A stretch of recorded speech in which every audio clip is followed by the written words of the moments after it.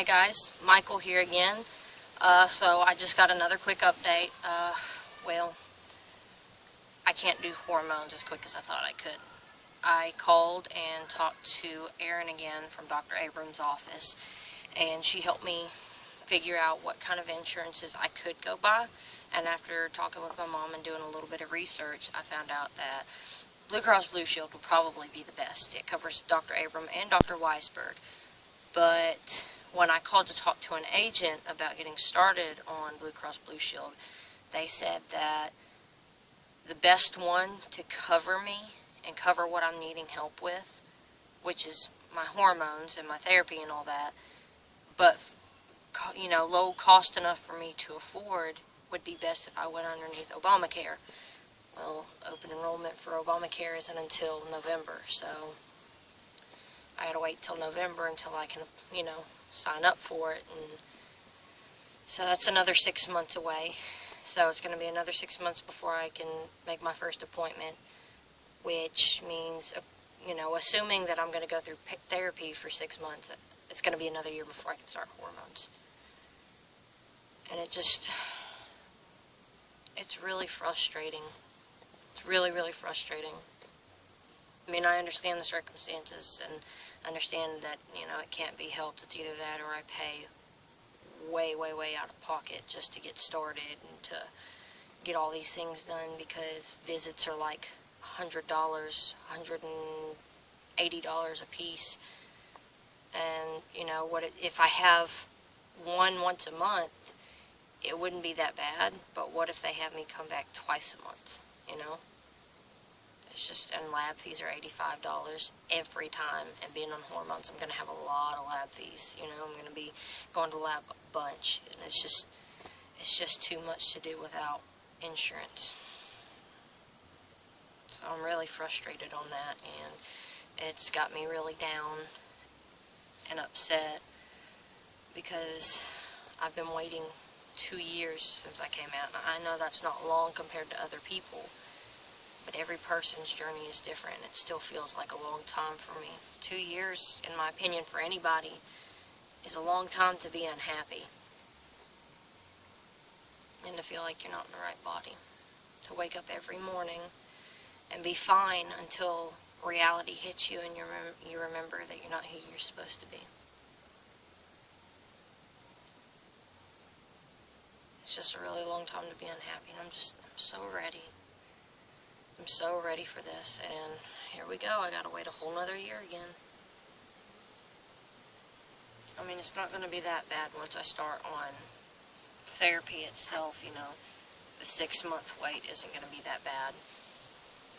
So if I break it down into baby steps, 6 months before I get started on therapy, that's not too bad, but it's still really frustrating. I thought I was going to get to start now, and I don't. I've waited 2 years already, and I still gotta wait another year before I can ever get started on hormones themselves. A whole nother year before I can start growing, possibly growing facial hair, or trying to, for my face to broaden out and my voice to start dropping. It's going to be a whole nother year before I can start to finally make the steps that I need to be the man that I'm supposed to be and be happy.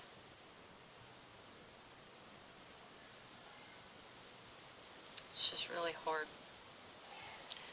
So,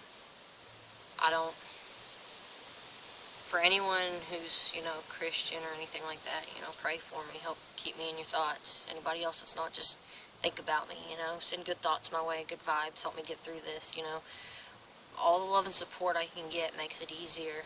It really does, to know that there are people out there that care. So, at least I'm not the only one alone in this. I've got a really good friend who lives 30 minutes away from me in the next 2 towns over.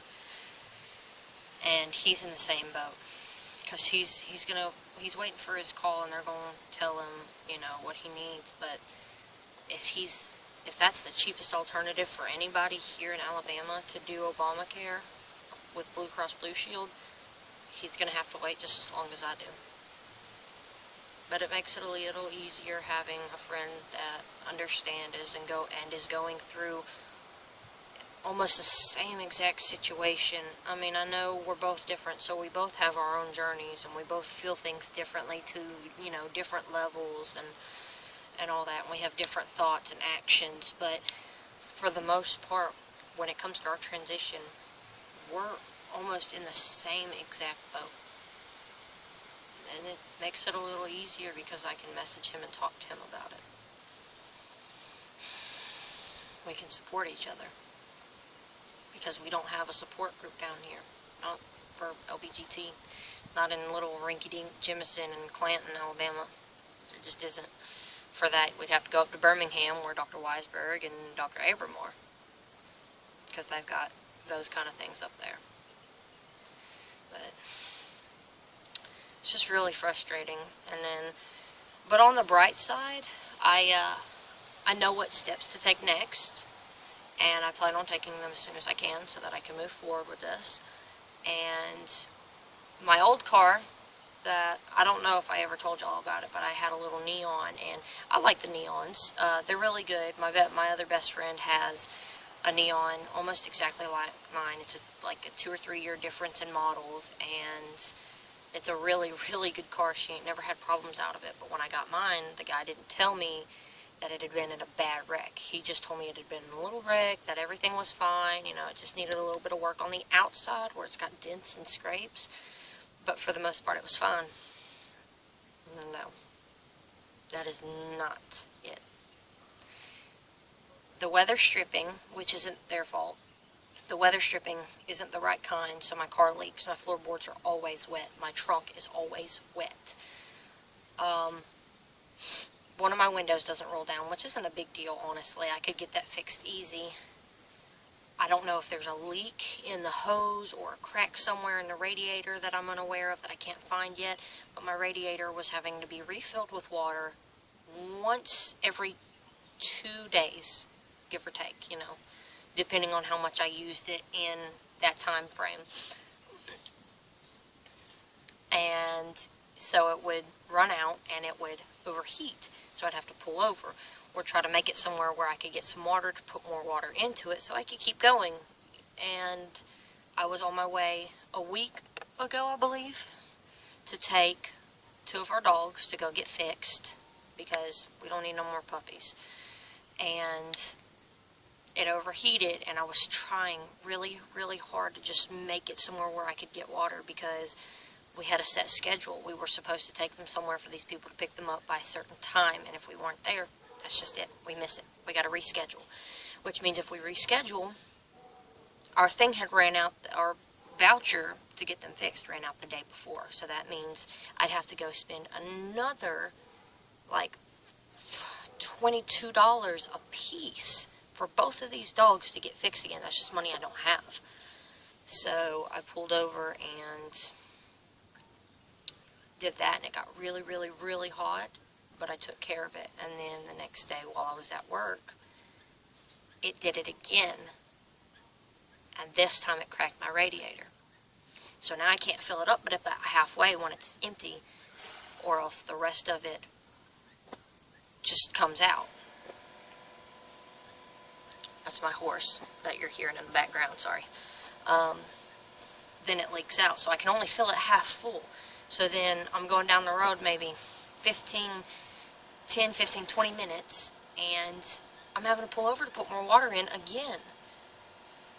My tires are bald because the tie rod's messed up where it was rear-ended or it was T-boned, one of the two, but the back end was hit somewhere, and so my tie rod's messed up.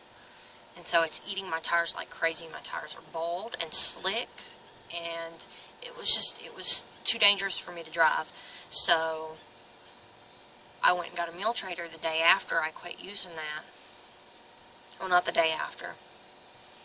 It was 2 days after, because I went to work in my mom's car the day after that, and then I picked up a meal trader, and the next day we were looking through the meal trader trying to find a new car, and just right there is a Ford Taurus Luxury Edition for $22,000.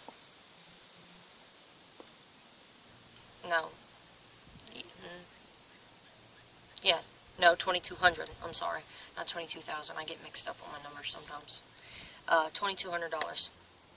That's not bad at all. He said there was nothing wrong with it. It had heating, air, brand new tires on it, good condition, never been wrecked, anything like that. So I called and I asked him about it, made, a day that I could go up there. Asked him if he'd take 18 for it. He said no. That was fine.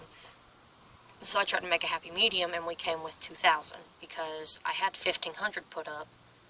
So I ended up having to take 500 out of my hormone money because I already knew that was probably going to be the circumstance. But I have to have a car to make money to be able to do things and get my hormones and all that anyways, to be able to have insurance and, live. So I knew I was probably going to have to take money out of that. So I took $500 out to get me a Gizmo, get back in the house. I have this really, really tiny chihuahua, and he decides, he's like maybe this long and about that tall, and he decides he's the biggest thing out here and wants to go up to the neighbor's yard and pick fights with the dogs. He's tiny.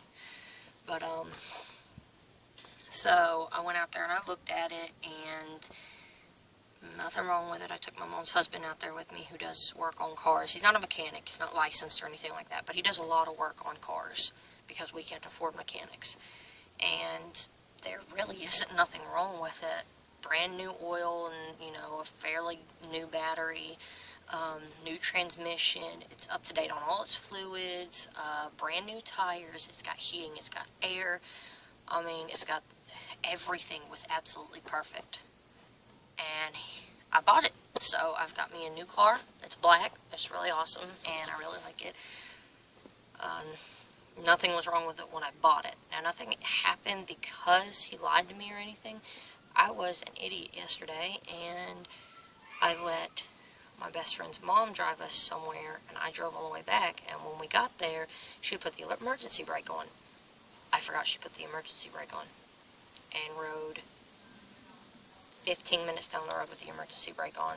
My tires and my brakes were smoking, and I busted my wheel cylinder like crazy and couldn't drive. My brakes weren't working fine, so we went and bought a new cylinder, and he's fixing it up today so I can go to work tomorrow. But so, I mean, on the bright side, I've got a new car, really, really good one. If I keep really good care of it, it'll last me for many, many years. So that's a huge load off my shoulders.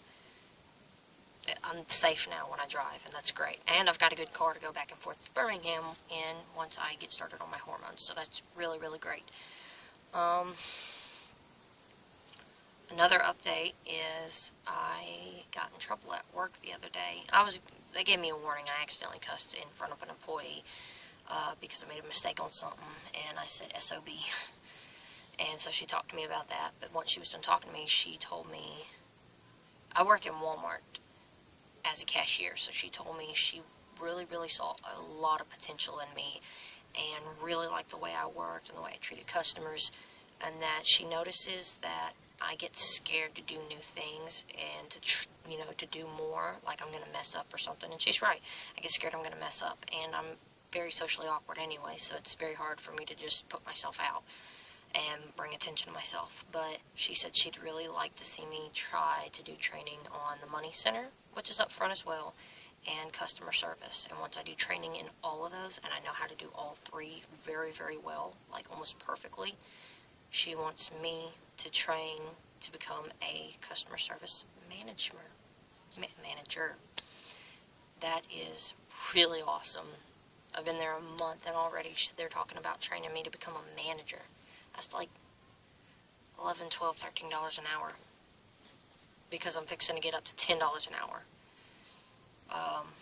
And I'm getting paid currently $9 an hour, which isn't bad at all. But I'm fixing to get a raise, and then they're talking about making me a manager. That's really great. So, I mean, I've got a lot of really good news, a lot of really good things going on. So, I mean, I'm trying to think about all the good stuff rather than the fact that I'm still stuck in the same body that I don't like and I don't want to be in, and it makes me depressed and hateful and mean to people that I really don't like to be mean to. And I'm not a mean person to begin with, but it's making me mean. It's making me hateful, and I'm not on medicine anymore for it, and I don't have anybody to talk to about it except for Luke, which is my other trans guy friend. And it's really hard.